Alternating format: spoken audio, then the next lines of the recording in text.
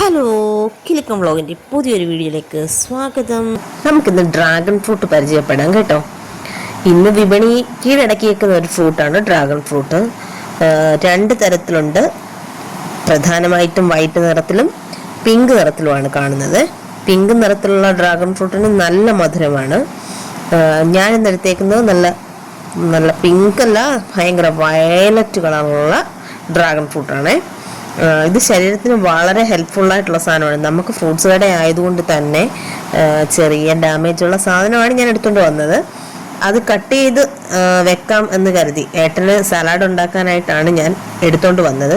പക്ഷെ കുറച്ച് ഏറെ ഉള്ളതിനാൽ നമ്മുടെ കുഞ്ഞുങ്ങൾക്കൊക്കെ ഇഷ്ടപ്പെടുന്ന മറ്റൊരു ഐറ്റം കൂടി ചെയ്യാമെന്ന് കരുതി കേട്ടോ.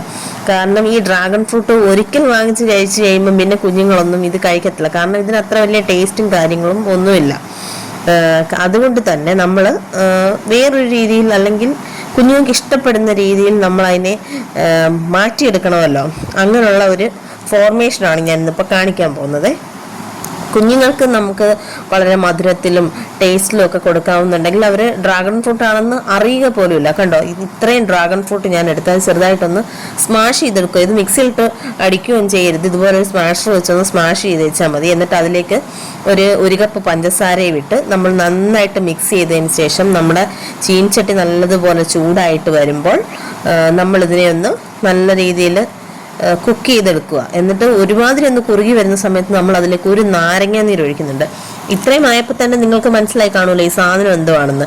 ഇത് നമ്മൾ ഡ്രാഗൺ ഫ്രൂട്ട് വെച്ചൊരു ജാമാണ് ഉണ്ടാക്കിയേക്കുന്നത്. കുഞ്ഞുങ്ങൾക്കൊക്കെ ഭയങ്കരമായിട്ട് ഇഷ്ടപ്പെടും. ഒരിക്കലും ഇത് ഡ്രാഗൺ ഫ്രൂട്ട് ആണെന്ന് പറയത്തില്ല.